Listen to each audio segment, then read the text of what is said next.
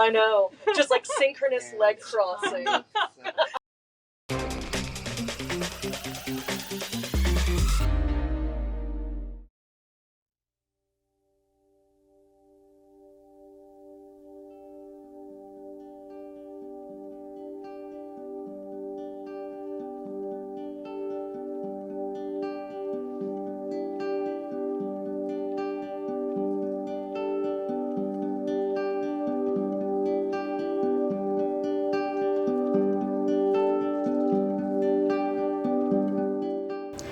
So in the article I mention a lot about frogs, boiling them specifically.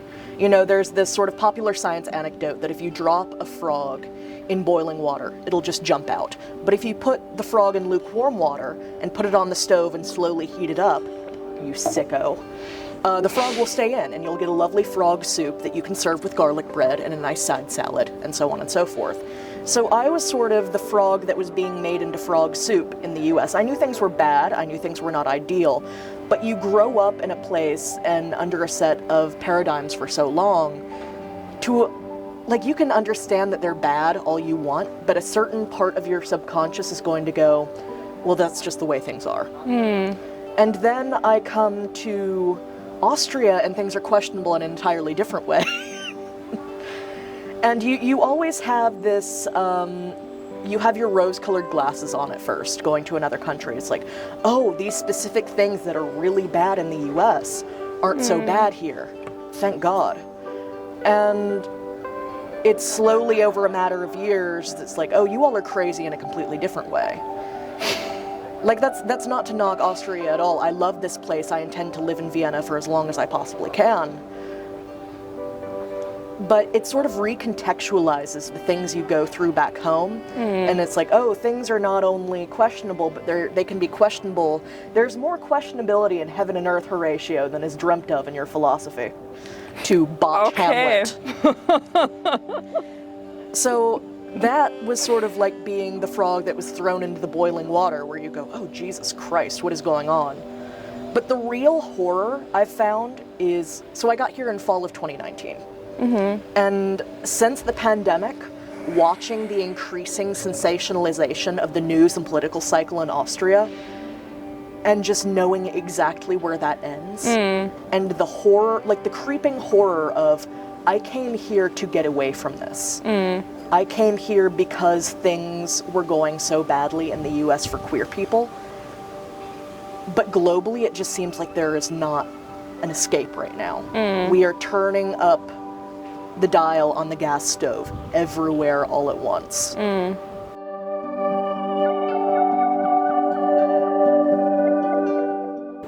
I think for me it was the other way around, what you were saying.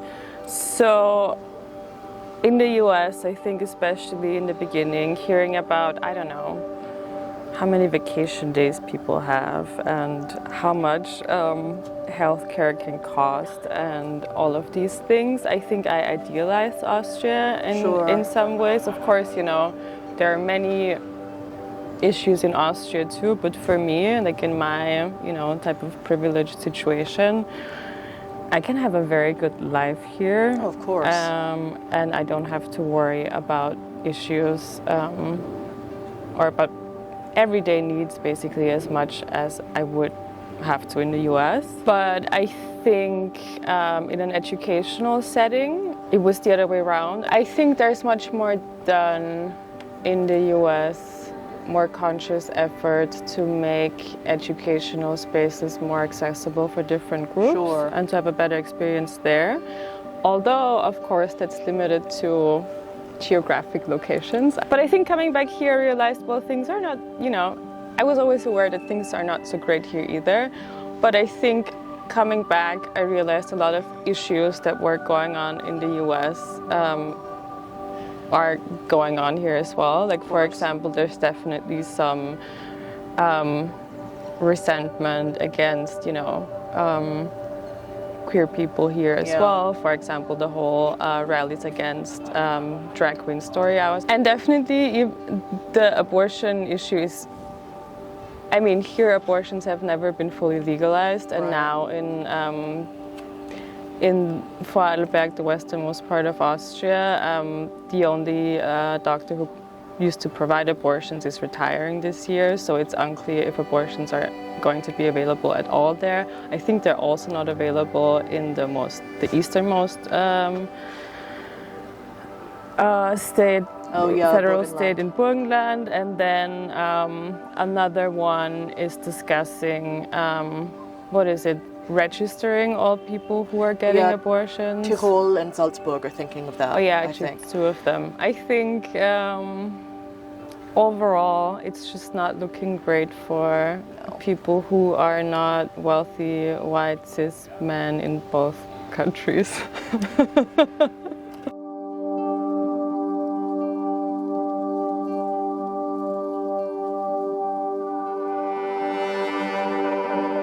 I think in terms of abortion, it's quite easy. So in the US, abortion was accessible at some point, but now it's not anymore in several states. And in Austria, we haven't even got to the point of making abortion fully legal. It's still a part of the criminal code, and that's just some exceptions.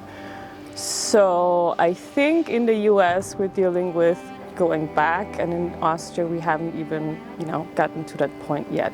Yeah, I mean, that's definitely something that you need to consider. I mean, abortion in many cases in Austria is sort of exempt from the national healthcare system. You have to get it privately.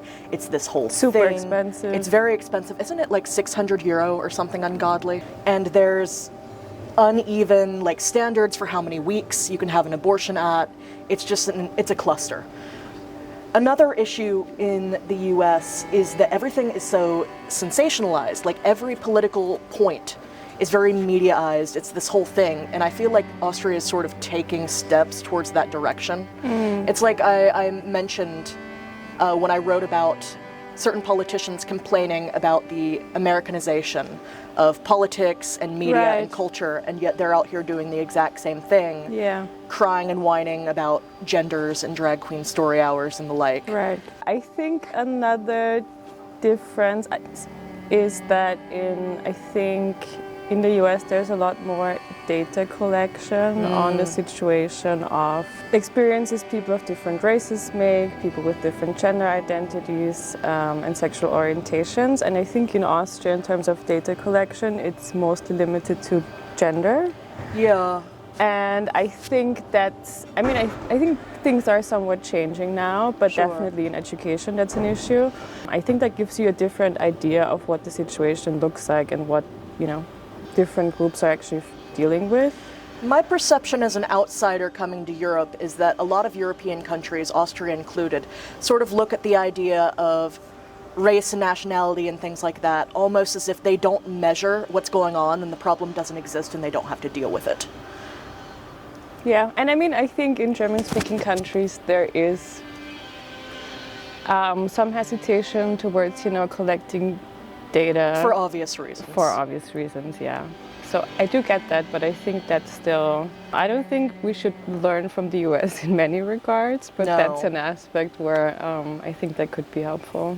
I think in the US there's been more of a conscious effort to opening up universities to different groups and actually also not just accepting people, from different backgrounds, but also taking measures to make sure they actually are able to graduate and have a fairly enjoyable time on campus. It's still flawed, of course, and there are, different extents to which schools do that, but there's definitely more of an effort in working towards that. And I think a huge difference to Austria is that such measures are more institutionalized. Whereas here, I feel like it's much more dependent on the actions of individuals. Right.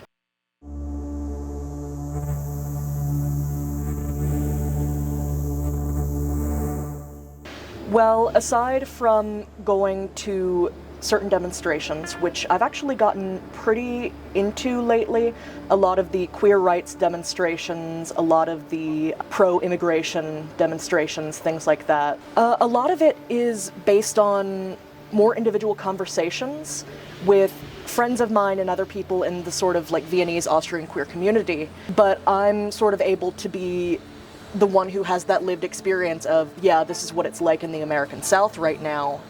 No, that thing is sensationalized. No, that thing is sensationalized. No, I've never heard of that happening, but I have heard of that happening, and here's what's happening that you're not hearing about. So sort of correcting misinformation and adjusting perceptions where I can, based on my own lived experience and what I've been going through, I've found is more of an important piece of work than you would think.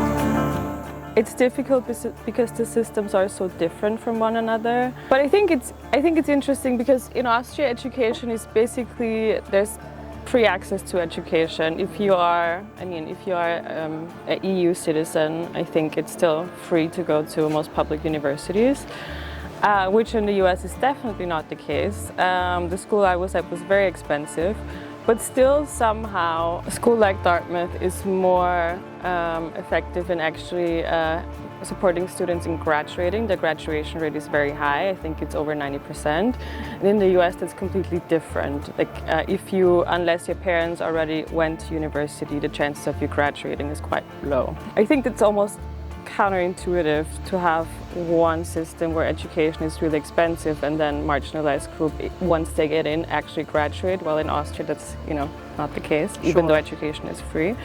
If we speak about gender identity and sexual orientation, I think efforts are more institutionalized in a way. I think here there are a lot of activist groups on issues related to sexuality and gender identity. They're more outside of university. It's more of an activist-based type of situation, and that's where people also organize. And of course, you know that there's some benefit in doing that because it's less watered down than the institutionalized version would be. But then again, it's very dependent on individuals. And I think that's something that's less the case in the US, but also, of course, at a school like Dartmouth. I think at a, for example, university in the South, that would be very different. One issue is, or one aspect is also funding. So I know, for example, at Dartmouth there was a peer alliance group actually against sexualized violence on campus, because that's definitely an issue. And I think they get more institutionalized support than groups here would get. Here that's more the UHA, the student union, that will support groups like that. So I don't know what universities here could do, because the systems are very different.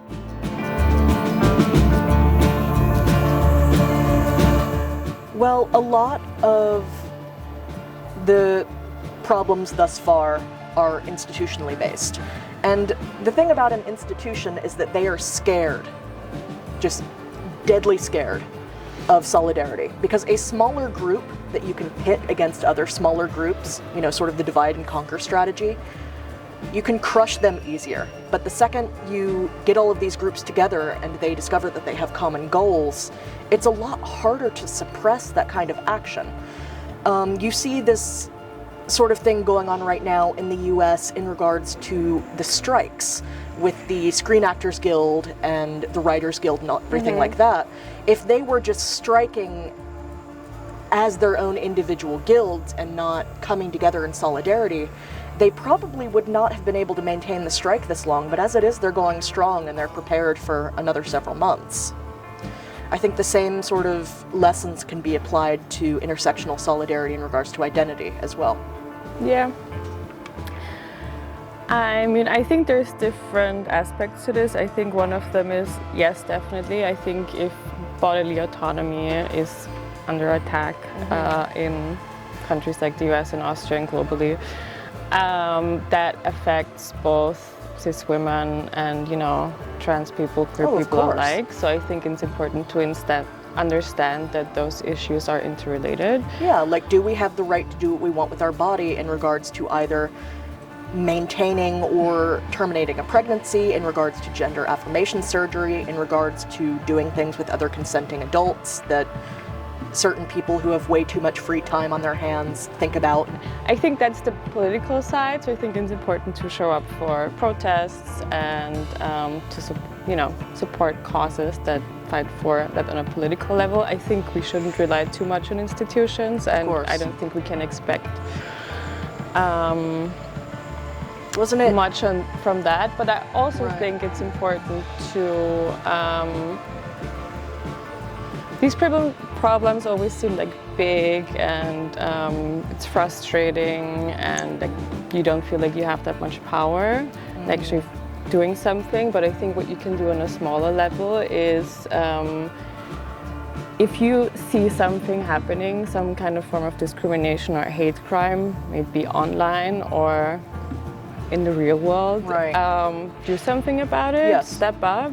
And also, I think, when people who are being discriminated are not around, like if you're having dinner with your grandparents and they say something back, like have those discussions. A lot of these people maintain these beliefs under the idea that they're just saying what everybody's secretly thinking. And if you confront them and go, hey, you don't speak for me, that's gross, then a lot of them, if they don't rethink their lives, they'll at least shut up. But I agree that there is an aspect of individual action that can be applied here. We can't rely on institutions to fix everything for us. It was Jenny Holzer, I think, that said abuse of power comes as no surprise, after all. It's always better to do something than not doing anything, no matter how small it may seem. My mother likes to say, passivity is also a choice. And I've lived my life by that mantra for many years. You can choose passivity, just understand that it's a choice, and you will have consequences based on that choice. I'd rather regret doing something than doing nothing. Looking back and thinking, oh, I could have handled that better, than just letting it happen.